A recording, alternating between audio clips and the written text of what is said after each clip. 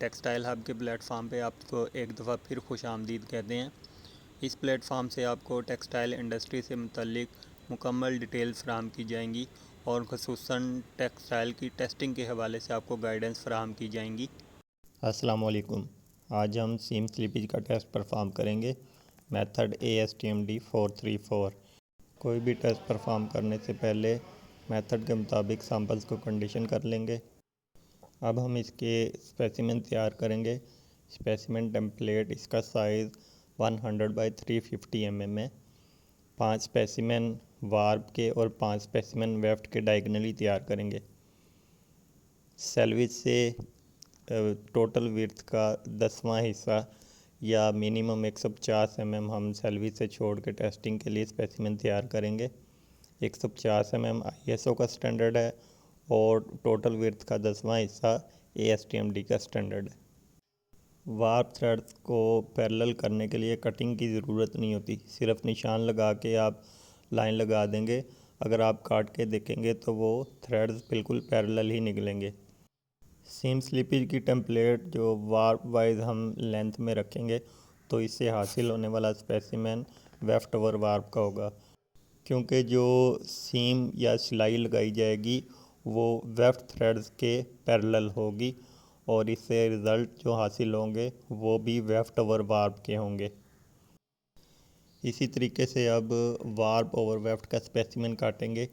इसके लिए वेफ्ट के थ्रेड्स को रेवल करने की ज़रूरत होगी, क्योंकि वेफ्ट के थ्रेड्स हमें पता नहीं होता कि किस डायरेक्शन में मूव हो रहे हैं, तो इसीलिए वेफ्ट को रेवल करने की ज़रूरत पेश आती है।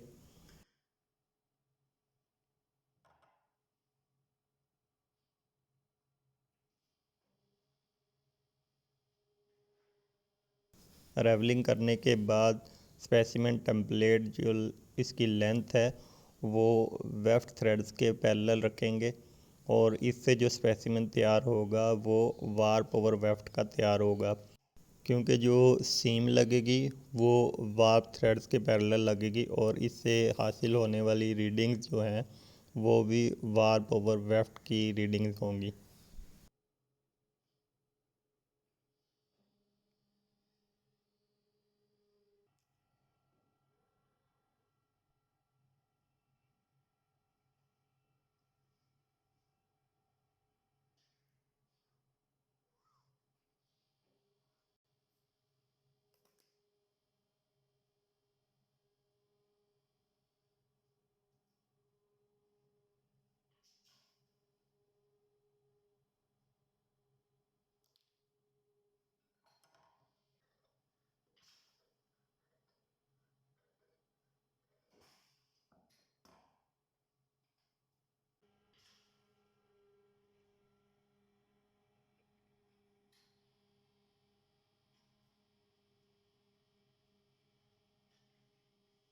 ये एक सेट तैयार हो गया है। इसको हम अब मार्क करेंगे। फोल्ड मार्क लगाएंगे लेंथ डायरेक्शन में 100 mm पर और स्टिच मार्क या सीम मार्क 100 mm से आगे 13 mm पर।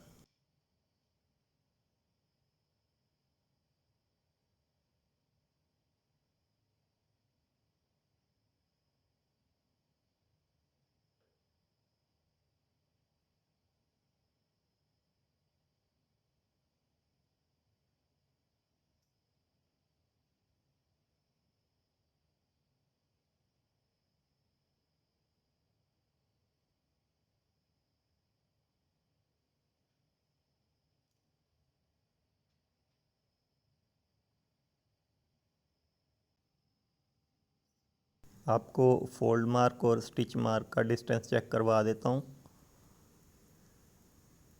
100 mm पर फोल्ड मार्क है, इसके बाद 13 mm पर स्टिच मार्क है। इसके बाद स्पेसिमेंस को फोल्ड मार्क वाली लाइन पर से फोल्ड कर लेंगे। ये स्टिच मार्क जो है यहाँ से स्टिचिंग करेंगे। स्टिचिंग के लिए 36 टैक्स का काउंट होगा और पीसी कोर थ्रेड यार्न होगा। थ्रेड आपको चेक करवा देता हूँ मैं। अंदर ये स्पेक्स वाली शीट या इसको हम COC कहते हैं वो लगा हुआ है। ऊपर लिखा हुआ है कि स्पेक्स के थ्रेड हैं और किस टेस्ट मेथड के लिए यूज़ होता है। 14 स्टिचेस पर इंचज़ के हिसाब से स्टिचिंग करेंगे और जो टॉलरेंस है प्लस माइनस हाफ स्टिचेस पर इंच होता है।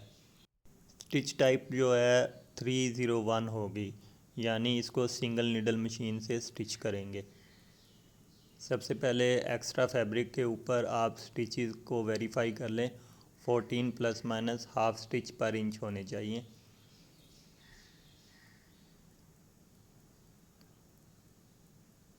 एक इंच का हम निशान लगा के इन स्टिचेस को काउंट कर लेंगे।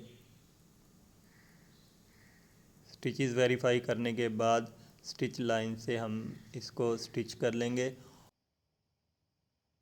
इसके बाद फोल्डिंग मार्क से स्पेसिमेन को काट लेंगे ताकि फोल्डिंग ओपन हो जाए।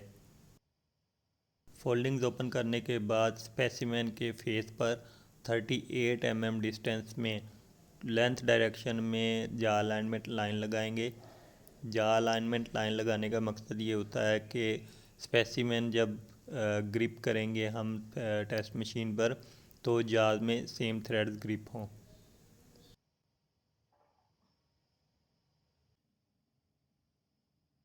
थर्टी एट mm के डिस्टेंस पर ये जा अलाइनमेंट लाइन कुछ इस तरीके से लगी होगी। 5 स्पेसिमेन डायगनली आपने इसी तरीके से तैयार कर लेने हैं। टेस्ट परफॉर्म करने के लिए हम आ गए हैं। सॉफ्टवेयर से ASTM D434 सर्च करके ASTM D434 के मुताबिक मशीन की सेटिंग करेंगे।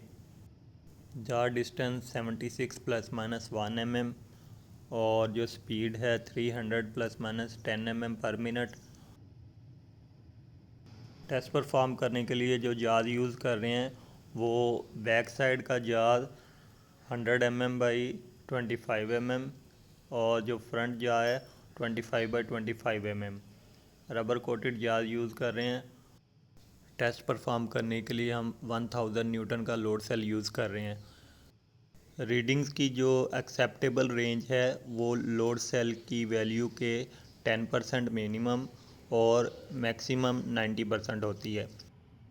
टेस्टिंग से पहले जाज डिस्टेंस वेरीफाई कर लें।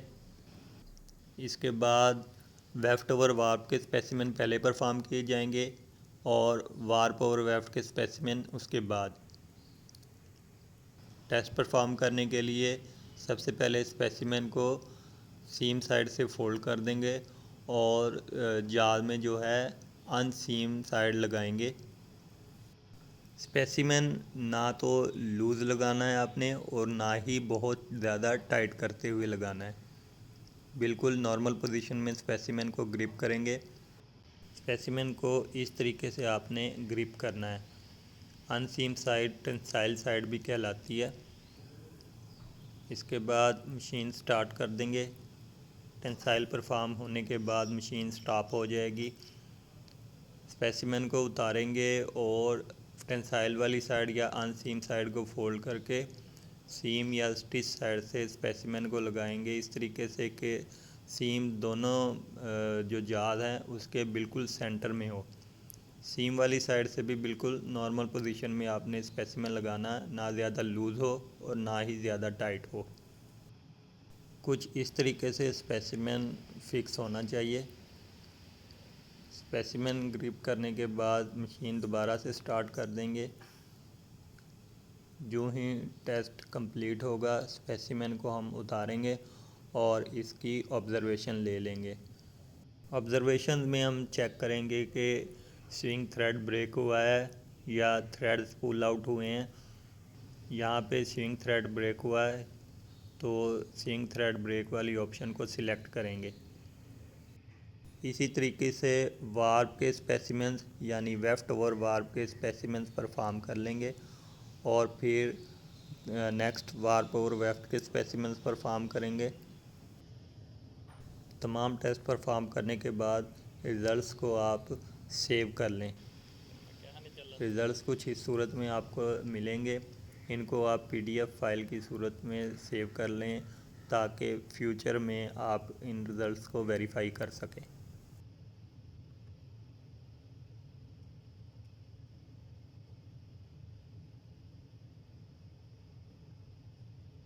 रिज़ल्ट्स में 1 बाय 1 वैल्यू भी होती हैं और एवरेज वैल्यू भी होती हैं। इसके बाद इसमें ग्राफ्स भी होते हैं।